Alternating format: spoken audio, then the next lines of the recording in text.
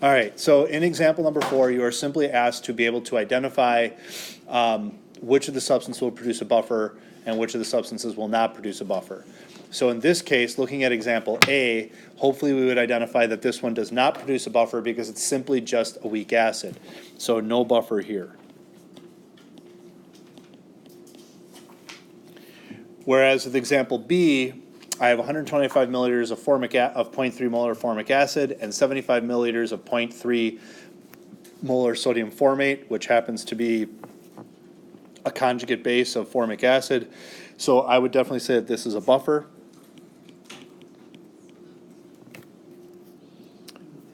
With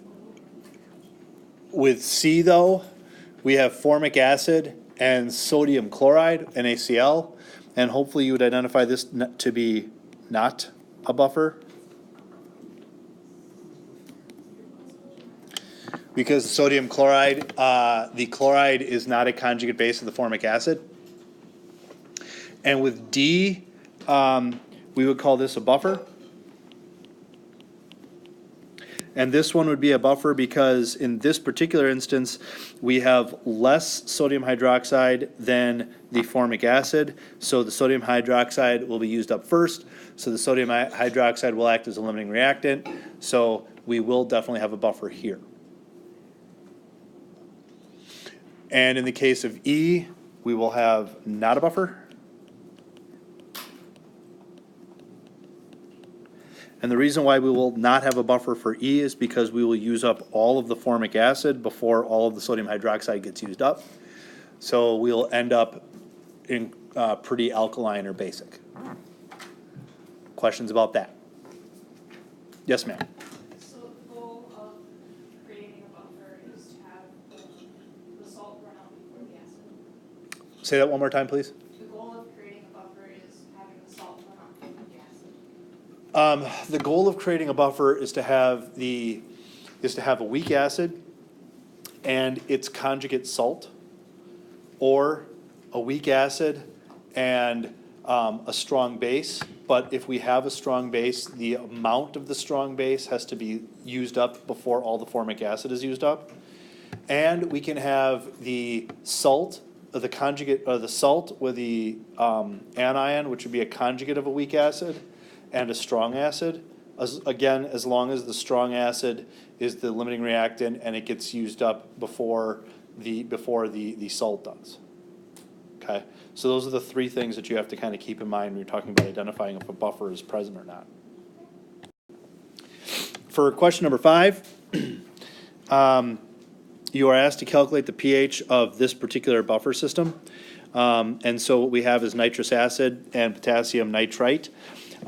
For potassium nitrite would be KNO2, which will dissociate into the potassium ion, which doesn't do much for our buffer system.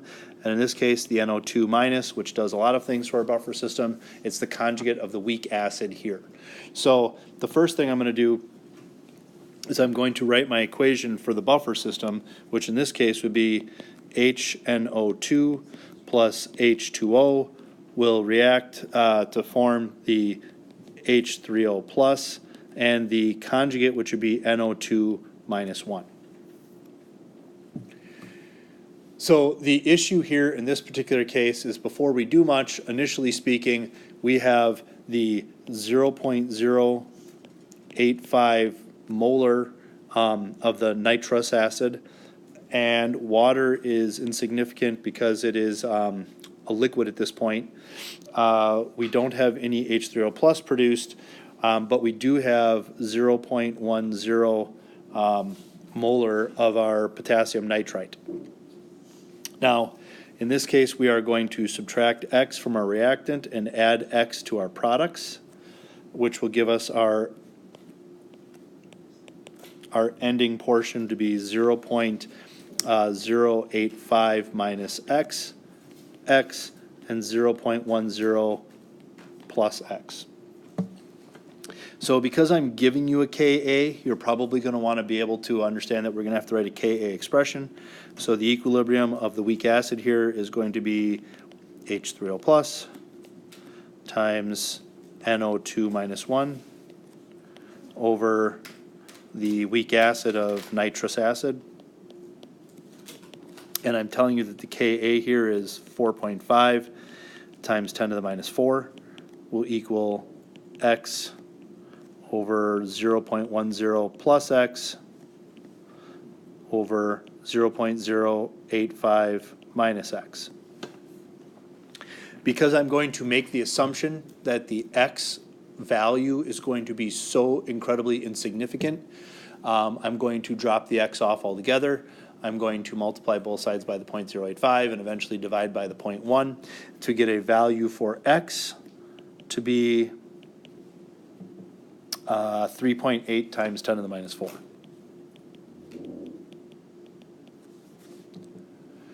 So that will be the value of the H3O plus concentration. So I can go ahead now and calculate the pH.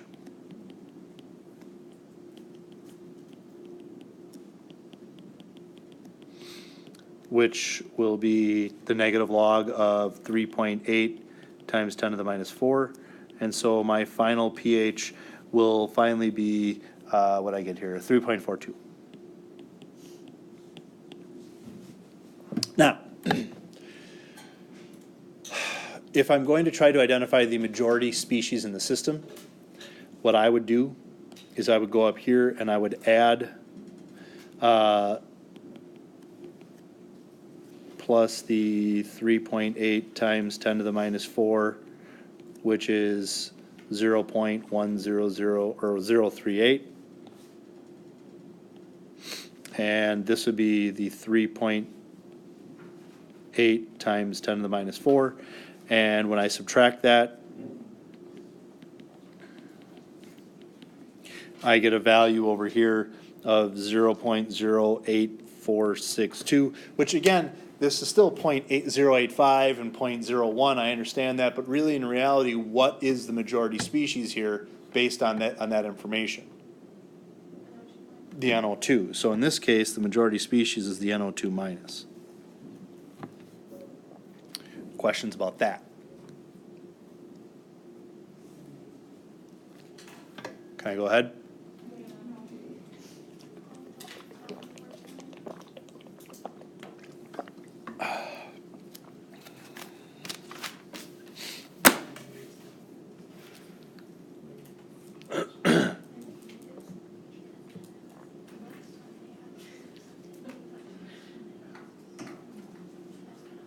Moving on.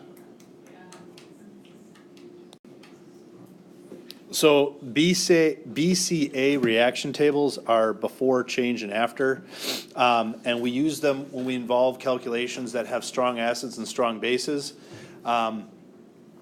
Because we're trying to decide if the reaction is going to push the reaction in a direction that uses up the strong base or uses up the strong acid. These end up being non-equilibriums, so we can't necessarily use an ice table, although it's going to look very similar to ice table. And we use a before, change, and after reaction table. We use moles and not concentrations. It just makes our lives a little bit easier in the end.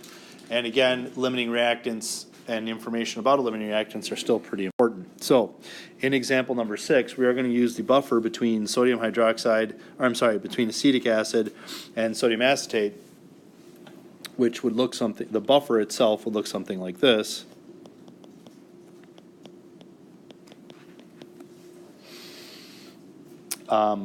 In this case, we're adding sodium hydroxide.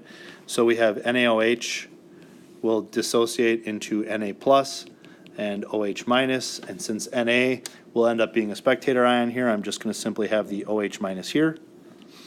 It's going to produce some water because we're going to neutralize some stuff, and my acetate ion.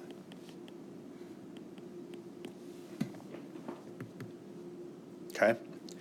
I know that my buffer is made by using 0.300 moles of acetic acid and 0.300 moles of my acetate ion. I also know that I'm adding 0.020 moles of NaOH. And what's not up here, which I should have which I should have added was 5.00 milliliters was added. So we added 5 milliliters of 0.02 molar, or moles of sodium hydroxide. I keep forgetting to switch that. And then we have our change and our after. So in this case, which, yes, sir? For the acetate ion, did you get the 0.300 because of NaCH3COO? Yes, so the question was, where did I get the 0.300 for the acetate ion? NaCH3COO will dissociate into Na plus and CH3COO minus, and again, that sodium is going to be the spectator, so it's not necessarily important. So at this point of my reactants, what appears to be used, that's going to be used up? The OH minus. So in this case, I am going to subtract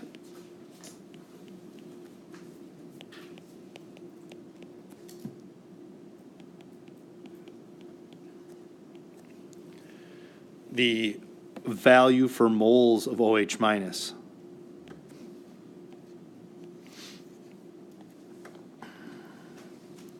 Which will now give me the value of my after, which in the case of the acetate ion, I will be left with 0.280 moles. For my acetic acid, or for my acetate ion, I'll be left with 0.320 moles, and for my hydroxide, I will have 0 moles. So I use the before, change, and after table to try to decide how much of the moles of acetic acid is left over and how much acetate ion has been produced. So then the next thing that I need to do is I need to sort of take I have an idea of how much hydrogen has been ionized. So I'm going to rewrite this expression to be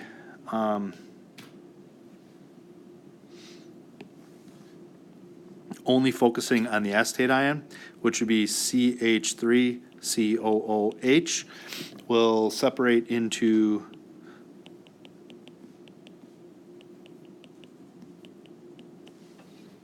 my acetate ion and the H plus.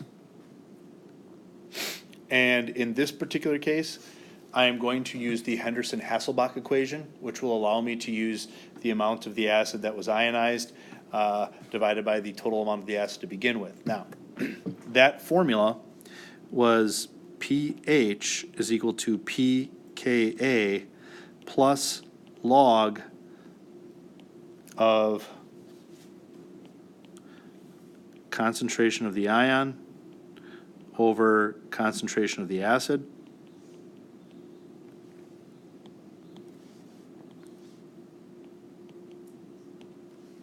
like that. So I'm asked to calculate the pH essentially after I add some sodium hydroxide. So in this case, I am going to say that pH is equal to 4.74 plus the log, and I'm going to answer the question about why I'm using 4.74 in a second. Now, this is concentration, so I have to address that. And in order for me to address that, I'm going to take the 0.320 moles over 1.005 liters divided by the 0.280 moles over the 1.005 liters. Why 1.05? Okay. Hang on one second. Because I said that, and I added this in like a few minutes ago, that we added 5 milliliters of the 0.02 molar sodium hydroxide, or the 0.002 moles of sodium hydroxide. So the total system was made of 1 liter of acetate and acetic acid, and then I added 5 milliliters. So that's why it's 1.005, because I'm adding the 5 milliliters. Are you gonna tell us that? Like, Well- it's not on here. Right, and I said I made a mistake and I changed it. Oh, okay. Oh, I didn't get Yes, ma'am? This equation of What now? this equation of This equation is given to you in on the AP exam, yes. Now, once you've done this, you should be able to calculate that the pH is equal to 4.80.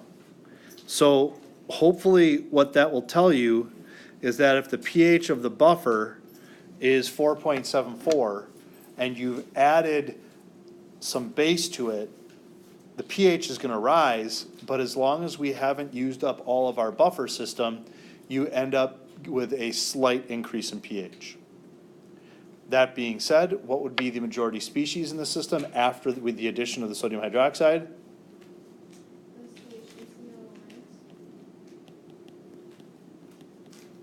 CH3COO minus. Questions about that? Nina? Can you explain the part that you just said about some of the pH, how the pH slightly increases in water? So we knew that the pH of the buffer was 4.74 initially. I added some strong base to it, and some of the strong base was used up, okay? Well, actually, all of the strong base was used up, but in the process of using up the strong base, some of the acetic acid was decreased, and the amount of the weak base increased. So that should hopefully make a little bit of sense then that the pH of the buffer system will go up a little bit. JR? I don't know why, can you use 4.74 as the pKa? The only reason why I can use 4.74 as the pKa in this case is because a few slides prior, we said that if the concentration of the conjugate base is equal to the concentration of the weak acid, it would be 1 divided by 1. Or well, whatever it is, in this case, 0.3 divided by 0.3, which would give me 1, which would tell me that the pKa, or which would tell me that the log of 1 is 0, so the pKa equals the pH. So that's how I was able to use the 4.74 in this case. I wouldn't be able to do it quite that easily if I had 0.3 moles of acetic acid and 0.4 moles of sodium hydroxide. Then I'd have to do something else, which we'll talk about later. Okay? Any other questions about example number 6?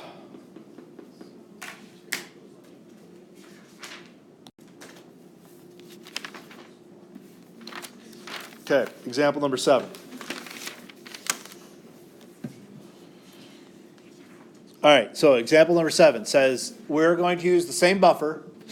So it's 0.3 moles of acetic acid and 0.3 moles of sodium acetate in enough water to make 1 liter solution. I'm telling you the pH of the buffer is 4.74. Calculate the pH of the buffer after we add some strong acid. So in this case, I'm adding 120 mils of the 0.2 molar hydrochloric acid. I am going to not use the Henderson-Hasselbalch equation, but I'm going to use a Ka expression to calculate the pH this time, okay? You should really, in reality, end up with the same answer. I'm just showing you that there's 2 different ways to get to the same answer. So far, so good? So, what I'm going to do is I'm going to, first of all, write the expression for this particular buffer, and this time I'm going to flip, so yet last time we wrote this expression,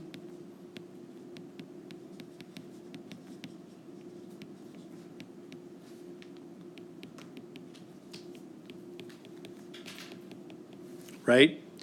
But in this case, and I wrote it that way because the base is reacting with the weak acid. But this time I'm adding hydrochloric acid. So what is the hydrochloric acid going to react with? The salt of the weak acid. So I have to rewrite my buffer to reflect that. So I'm going to actually write my buffer to look like this.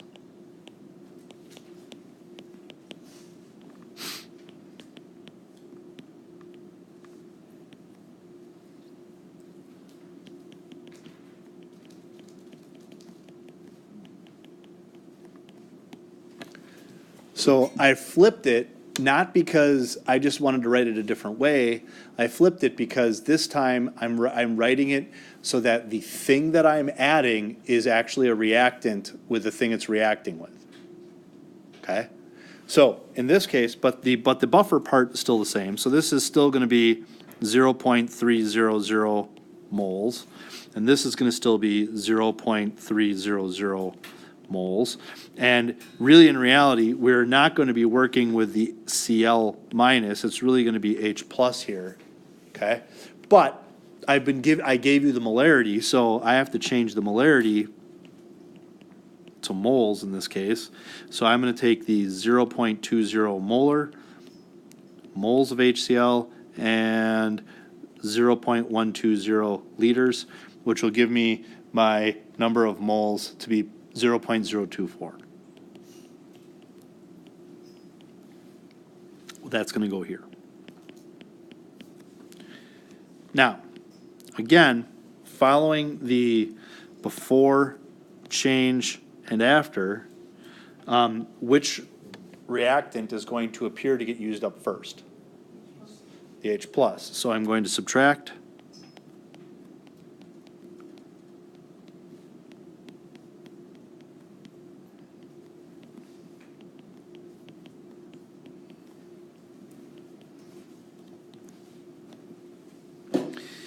And for my for my acetate ion, I'm going to have a value of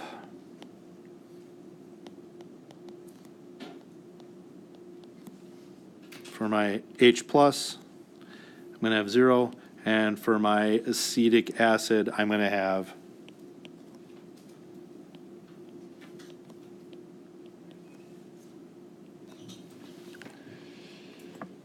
questions about that. Now, I told you I was going to use the Ka expression,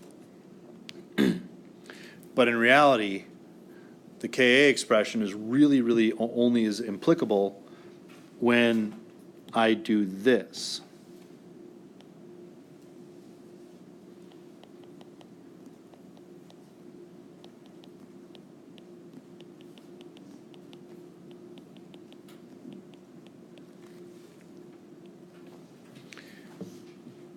Okay. So now, in order for me to use the Ka, I had to really look at the dissociation of the weak acid. The number of moles is still going to be the same for each of the parts, but I'm looking at what's happening when the weak acid dissociates. So when I go to write the Ka expression,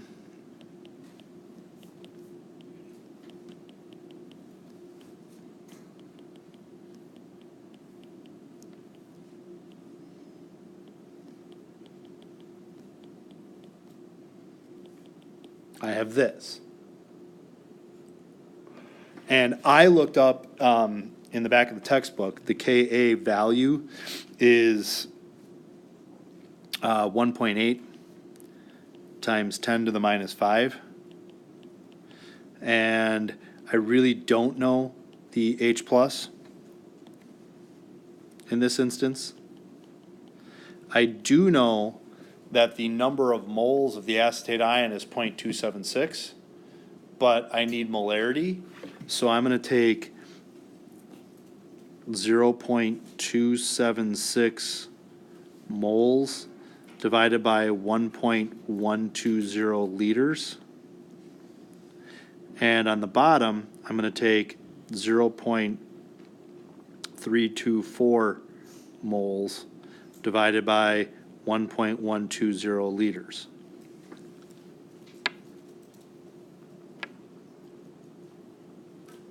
And so when I calculate that all the way through,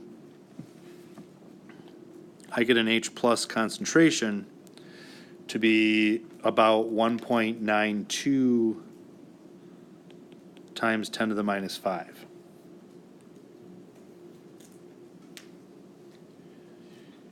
Which I can then go ahead and calculate my pH.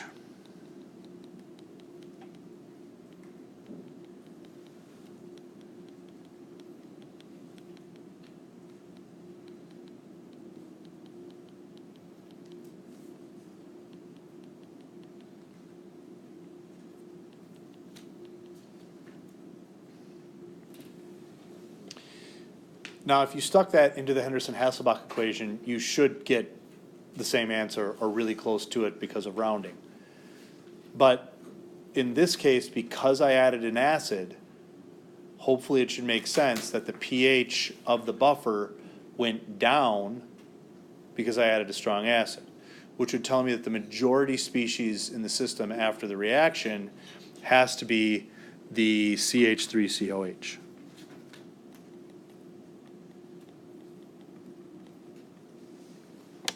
Yes, sir. My answer was off by like 0.04. I got 4.68 just because I just stored values in my calculator. Would that be wrong? Or? Yeah, I rounded at some point, so you're fine. Yes, ma'am. So why did you, cross out the HCl again at H plus?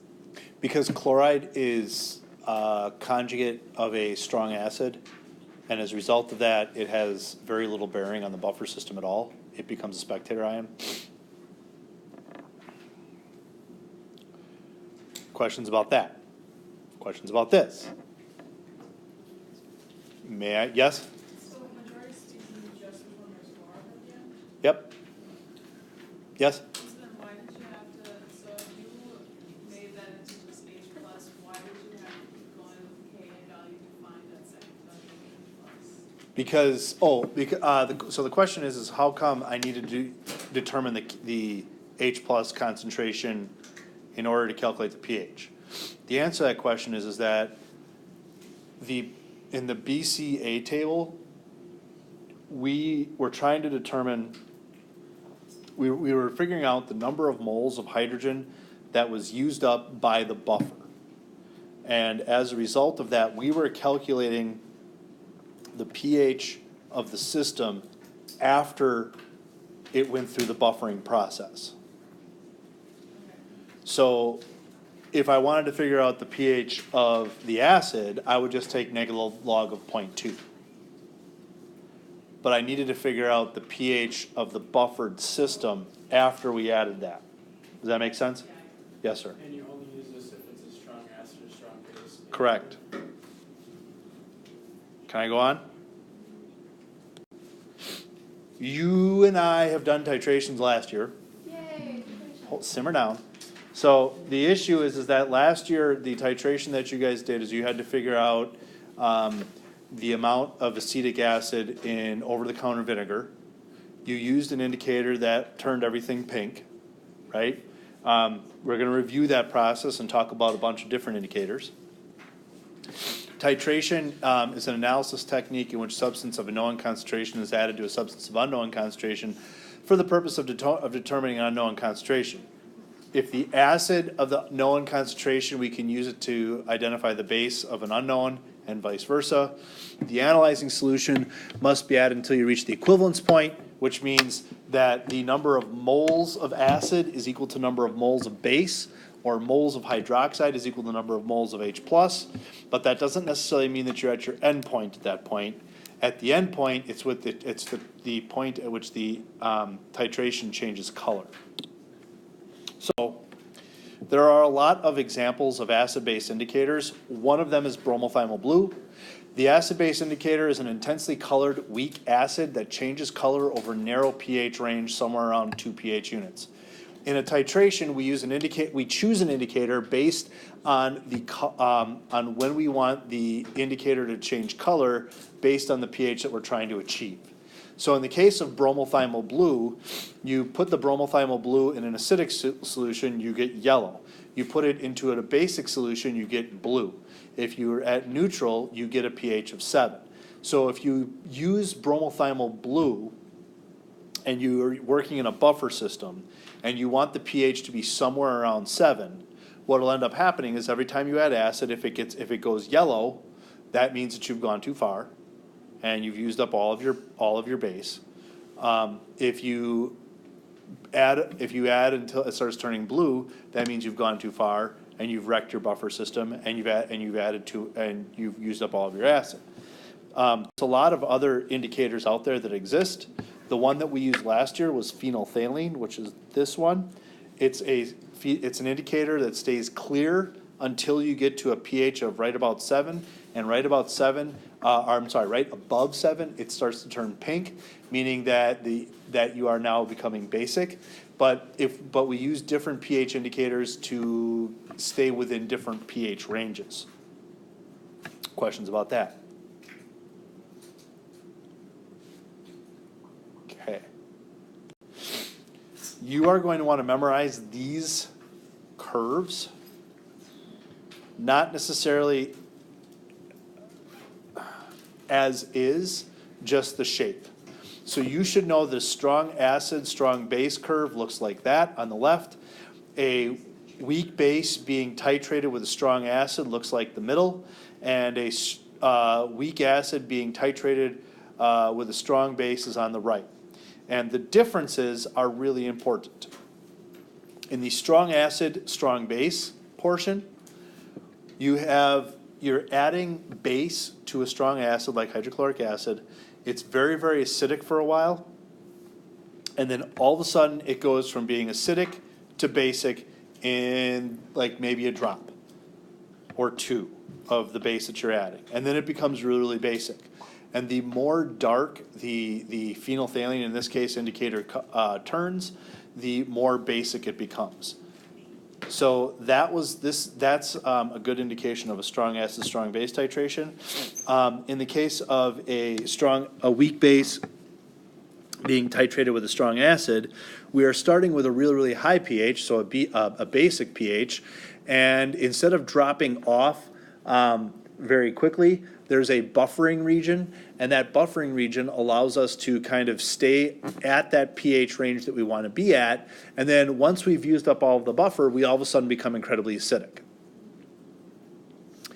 And the weak acid being titrated with a strong base is the inverse of that. You start with a high or a low pH rather, and you work through the buffering system. Excuse me. You work through the buffering system, and once all the buffer has been used up, you all of a sudden become really alkaline or basic right away, and you all of a sudden become very, very basic. So when I say you want to memorize these titration curve types, you should be able, what I mean is you should be able to look at a titration and identify what's being titrated with what by simply looking at the curve. Questions about that? Because the curve that you identify will determine the type of calculations that you do. Questions about that?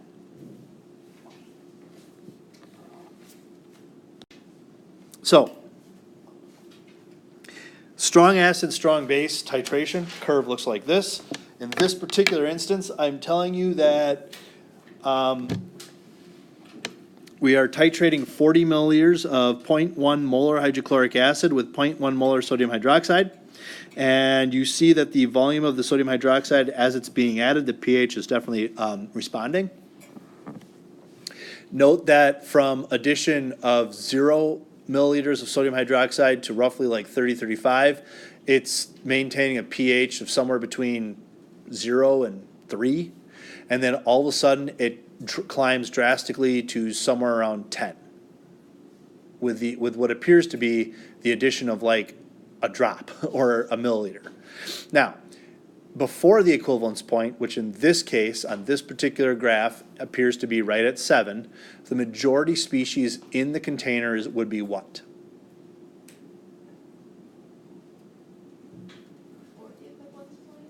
Before the equivalence point would be HCl. Before the equivalence point, you can use stoichiometry to determine the number of moles of unreacted H+. When moles of unreacted H+ have been found and the volume is known, we can identify the pH at that point. When we are at the equivalence point is always the midpoint of the steepest part of the graph. In this case, it happens to be a pH of 7 because strong acid, strong base titration, the equivalence point is when moles of acid and moles of base are equal, and it will be at a pH of 7. So at that point, the majority species, there would be no majority species because they'd be the same. after the equivalence point, the majority species would be what then? The NaOH, because we've essentially neutralized all of the acid. We can use stoichiometry to determine the number of moles of excess sodium hydroxide we added. And when moles of excess sodium hydroxide, or in this case hydroxide, have been found out, and we know how much of it we've added, we can determine the pH. Questions about that? So, an example of a problem. In this case, the titration that's really occurring is HCl plus NaOH is reacting to form water and a neutral salt. But the spectator ions canceling out would be sodium and chloride. So really, in reality, we're getting H plus OH minus reacts to form HOH.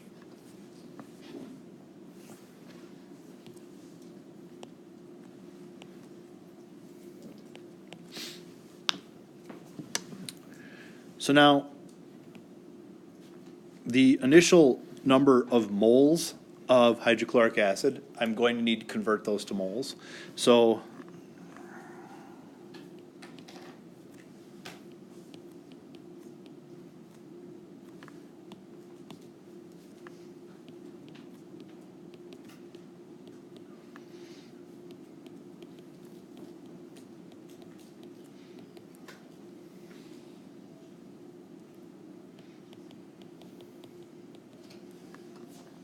So that will give me the number of moles of H plus. And the original number of moles of NaOH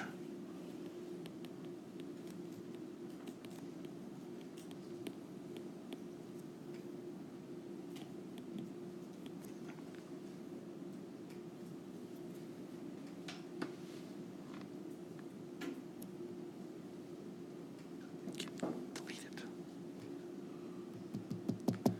How does it go away? Undo, undo, undo, undo. Ah. Okay, so 0.0, oops.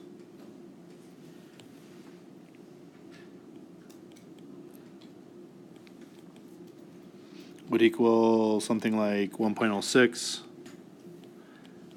times 10 to the minus 3. So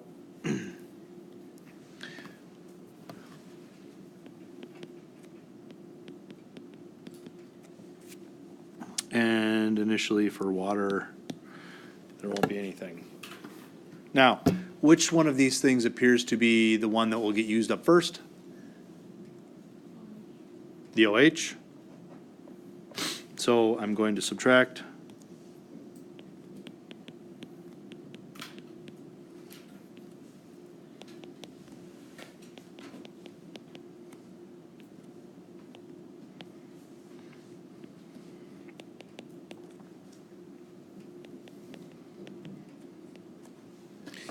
And I did a little bit of rounding, but I got to 1.5 times 10 to the minus 3.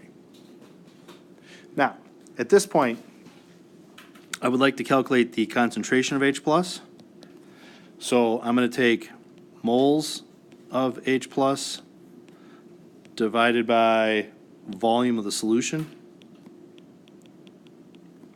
which in this case would be about 1.5 times 10 to the minus 3 divided by the 0.0250 liters plus 0.010 liters, which will give me a concentration of 0.0429 molar H plus.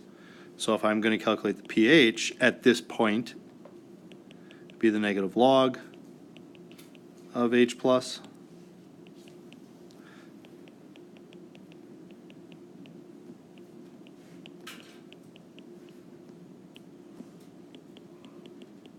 pH would be somewhere around 4.72.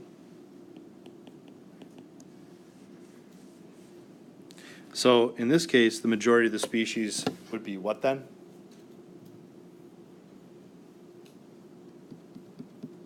H plus. Yep. And that would give us a pH less than 7. How did you get that for pH? Hmm? What did you get point? Is that 4.72 for pH? Yeah. Oh, shoot. The better question is, how did I get 0.0429? That's the better question. What happened is, sorry, really apologize here.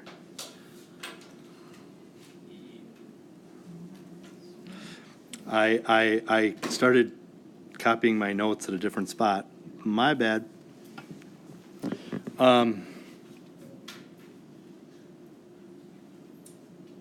Whoa, oh man, you guys are gonna be really angry. The 0.4 thing was right, wasn't it? It kind of.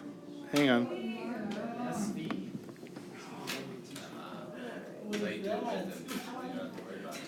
Wait. Oh wait, hold on. You're right, your pH was just. Oh, everything was right except sorry. pH was My pH was just wrong. Yeah, pH is like 3 points higher Yeah. than what it should be. Yeah, sorry. So this is everything is okay. It should be like 1.36. 1.36? 0.0429. Right. Yeah, that's all right. I just copied the wrong pH. I copied the one from number 7. Sorry. Just so you know. That's where I'm gonna stop.